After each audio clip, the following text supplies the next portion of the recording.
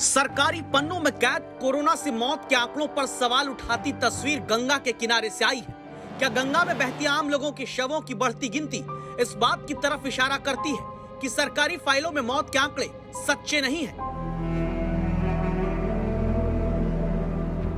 ये शव किसके हैं, कहां के हैं, कहां से बहकर आए हैं? क्या नदी किनारे फैले ये शव गांवों में फैलती कोरोना की लहर की एक अशुभ सूचना का अंदेशा जताते हैं? क्या शमशान घाटों पर अंतिम क्रिया की लाइनें इतनी लंबी हो चुकी हैं कि लोग अपनों को कोरोना से खोकर उनके शव गंगा में यूं बहा दे रहे हैं? इन सारे सवालों की जड़ में है ये तस्वीरें विचलित कर सकती हैं, लेकिन सच्चाई जानना जरूरी है, क्योंकि बिहार में बक्सर के चौसा पास के करीब गंगा के किनारे घाट पर एक दो नहीं बल्कि कई सारे शव बहते नजर आए हैं। और इन्हीं शवों की गिनती और शव किसके हैं, कहां से आ रहे हैं, सब सवालों पर स्थानीय लोग और प्रशासन की जुबान पर अलग अलग बयान है। पहले एसडीओ को सुनते हैं। इधर गंगा जी में दिख रही हैं 10-12 लाशें जो दिख रही हैं, उसका ये पता किया गया कि गंगा जी में ही दूर से प्रवाहित होकर वो लाशें आई हैं और वो हमारे घाट की तरफ वो किनारे पर लग गई हैं, जिसका डिस्पोजल हम लोग अभी करवा रहे हैं। उनको हम लोग दफन करवाएंगे। लेकिन बक्सर में गंगा किनारे बहते मिले इन्हीं शवों पर यहीं के बीडीओ अशोक कुमार, उनके आंकड़े कुछ और कहते हैं। यहाँ पे लाशें बह के आ रही हैं। कहाँ से बह के आ रही तैरती हुई लाशें कहीं दूर से आ रही हैं। जैसे देखने में ये आ रहा है कि गंगा जी के किनारे हर 200 मीटर 100 मीटर की दूरी पे लाशें लगी हुई हैं, क्योंकि इस श्मशान घाट की ये लाशें नहीं हैं।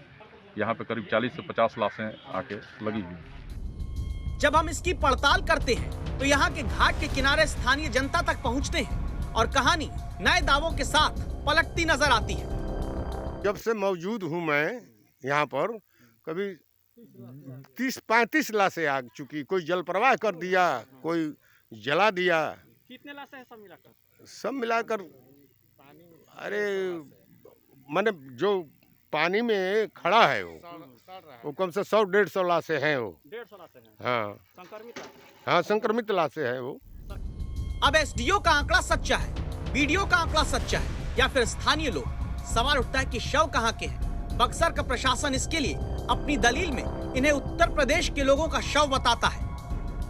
बक्सर का जो है बॉडी जो है वो बक्सर का नहीं है, वो प्रवाह होकर आ रहा है। और जो भी प्रथम दृष्टया जो हमारी टीम है, जो हम लोगों को इन्फॉर्मेशन मिली है, उसमें यह है कि लाश जो है लगभग 2-3 दिनों का है। और आप अगर नॉर्मल देखेंगे, कोई बॉडी अगर जहाँ डुबाया जाता है और प्रवाह में जो है उसी जगह वो ऊपर नहीं आएगा। इसका इलाज तो कहीं ना कहीं से आ ही रही है।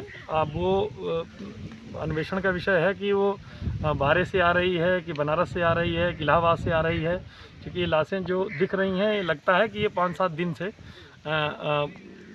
बहती हुई लाशें हैं, क्योंकि ये फूल गई। इतनी जल्दी लाशें फूलती नहीं हैं और हमारे यहाँ लाश प्रवाहित करने का कोई परंपरा नहीं रही है। यूपी के प्रशासनिक अधिकारियों का बयान आना अभी बाकी है। सवाल ये कि क्या ये शव सरकारी फाइलों में दर्ज मौत के आंकड़ों में शामिल हैं? और चिंता की बात यह है कि अगर ऐसे ही नदी किनारे शव फैलते रहे तो क्या कोरोना का संक्रमण और बुरी तरह फैलेगा? पुष्पेंद्र पांडे, बक्सर आज तक।